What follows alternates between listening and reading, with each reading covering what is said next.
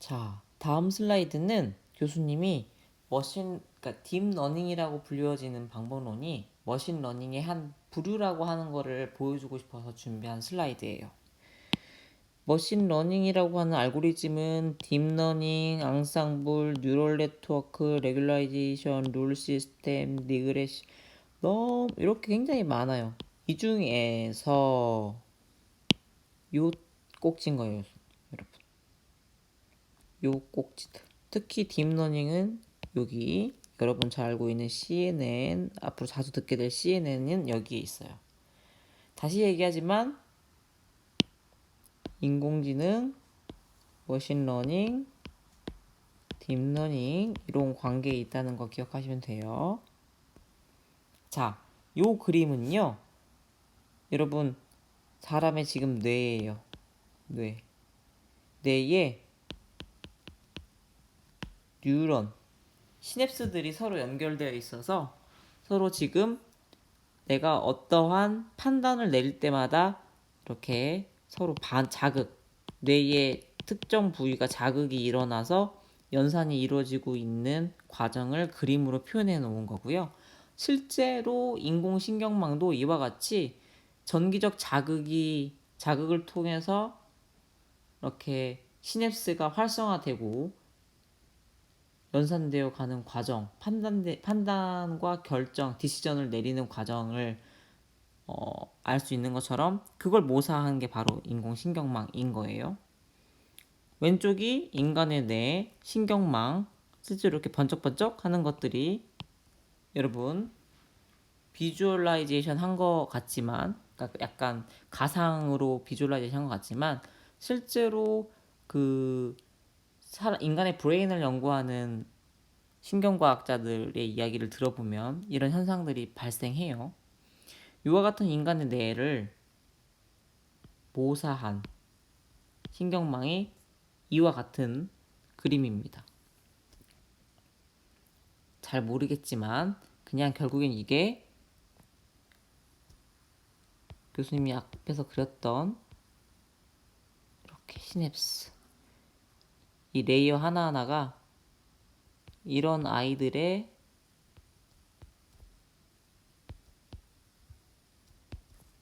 다시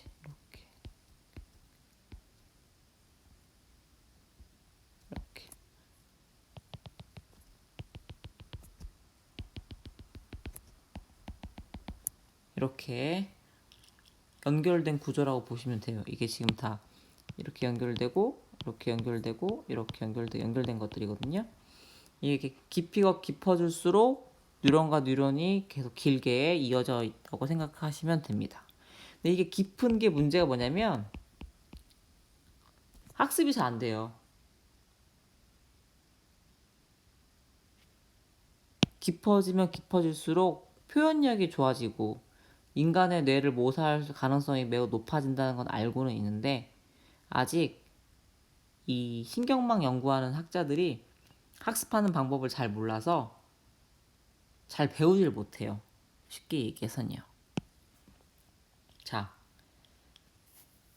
사람의 뇌를 방금 앞에서 얘기했던 뇌의 활성화된 신경망을 비슷하게 지금 인경신경망으로 만들어 놓은 모사한 그림이에요. 즉 사람이 이와 같은 그림을 본다라는 것은 머신이 카메라로 강아지를 봐요. 그리고 이와 같은 인공신경망에 입력값을 넣어주면 사람이 강아지라고 판단한 것처럼 인공신경망도 강아지라고 판단하는 거죠. 중간에 이렇게 활성화되어 있는 것들이 실제로 인공신경망에서도 액티베이션 돼가지고 그 계산을 하는 데 있어서 큰 역할을 한, 그러니까 강아지라고 하는 답을 내는 데 있어서 큰 공헌을 한 애들, 뉴런들 혹은 퍼셉트론들을 이렇게 색깔을 칠해 놓은 거예요. 여기서 이 페이지에서 하고 싶은 말은 결국 인공신경망이란 사람의 뇌를 모사한 것이다. 결국 같은 것이다. 라는 말을 계속 하고 싶은 겁니다. 자, 딥러닝이라고 하는 것. 방금 얘기한 인공신경망, 사람의 뇌를 모사한 인공신경망은 딥러닝이라고 한다. 그건 2012년부터 갑자기 드라마틱하게 발전하기 시작한다. 그 요소 중에 하나가 GPU의 발달, 두 번째가 이미지넷이라고 하는 대용량의 데이터, 그리고 이미지넷 대회를 통해서 뛰어넘은 여러 가지 방법론들. 그 전에 레이어를 깊게 쌓는 거, 즉 깊은 레이어는 뭐랑 동치라 그랬죠, 여러분? 이렇게 사람의 뇌의 시냅스가 복잡하게 연결된 거를 모사하기 위한 방법이 이렇게 레이어를 여러 개 쌓는 거라고 그랬죠? 이 레이어를 여러 개 쌓는다는 거는 이렇게 봐도 돼요, 여러분.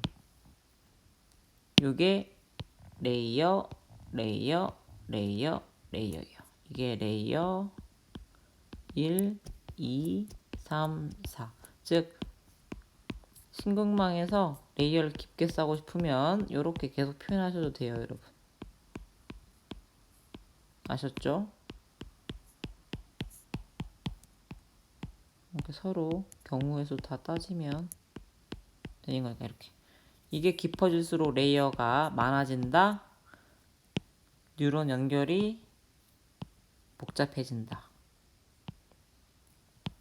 이렇게 보시면 됩니다, 여러분. 자, 깊어질수록 학습이 어려웠다. 근데 학습이 되도록 방법론이 만들어졌다. 1, 2, 3. 이걸로 딥러닝의 레볼루션이 일어났다. 자, 딥러닝 여러 가지 방법론의 레볼루션이 있을 수 있는데 그 중에 가장 큰 수혜자가 영상 분야예요. 대표적으로 그 영상 분야를 해결한 방법론 이름이 CNN이라고 하는 컨볼루셔널 뉴럴 네트워크이라고 하는 방법입니다. 이 방법은요, 1989년도에도 있었습니다. 2012년도에도 이렇게 드라마틱하게 성능을 올렸다고 하는 대회, 그게 1000개의 클래스 분류하는 대회였거든요. 1000개의 클래스 분류하는 이미지넷 대회인데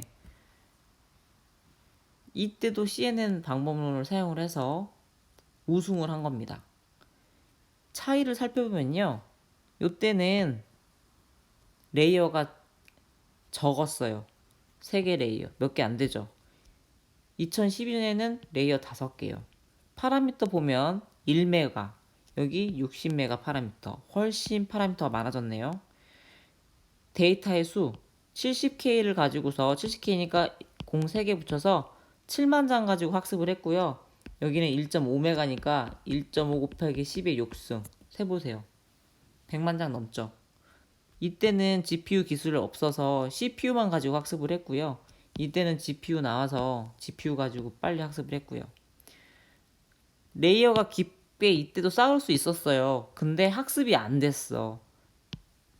지금은 2012년에는 REL이랑 드랍아웃이라는 방법을 통해서 이렇게 복잡하고 깊게 쌓은 네트워크도 학습이 가능하게 됐다. 그럼 여러분 1989년도 당시에 기술을 한번 살펴볼까요? 양리큰 교수님이 올려놓으셨어요. 이분 뉴욕 대학교의 리쿤 교수님이에요. 리쿤. 사람이 손으로 201 아까 썼던 거 컴퓨터가 인식하는 거 보셨죠? 실제 이 네트워크 쓴 거예요. 이게 르넷이라고 불리워지는 네트워크인데 어때요? 1989년도에도 인식했다는 게 신기한가요? 이때 8비트 컴퓨터였어요. 대부분이.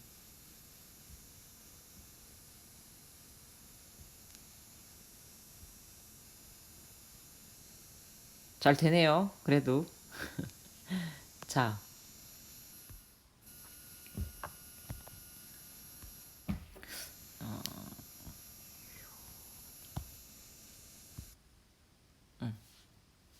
그 다음 2012년도 동영상. 이제는 이런 핸드리튼 디지트 같은 경우에는요 99 이상의 성능을 보여요.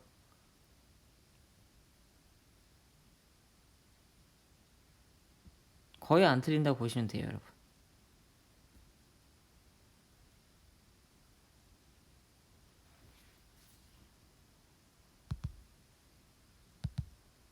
끄고 싶은데.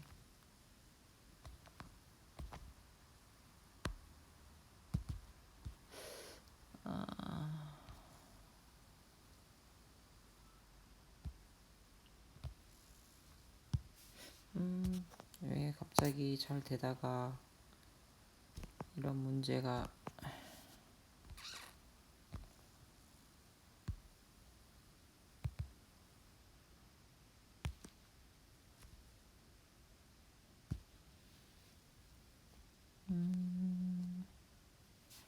네, 뭐 그냥 할게요. 어쨌든 2012년을 기준으로 딥러닝의 붐이 왔고요.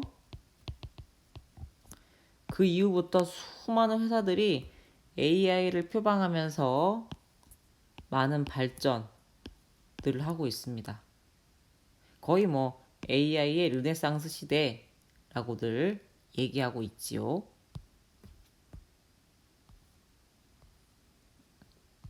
네, 요약을 해보면 여러분은 오늘 교수님과 AI가 무엇인지, 머신러닝이 무엇인지, 딥러닝은 무엇인지에 대해서 알아봤어요. 그리고 1950년도 기점으로 딥러닝 연구가 2010년까지 계속되고 있는데 우리는 두 번의 윈터를 맞았었다. 그리고 그때 왜 AI 윈터를 맞이했는지에 대해서, 그리고 어떻게 이 시기에 문제를 해결했었는지에 대해서 얘기했었어요. 여러분은 자료구조 알고리즘, 인공지능 기계학습을 통해서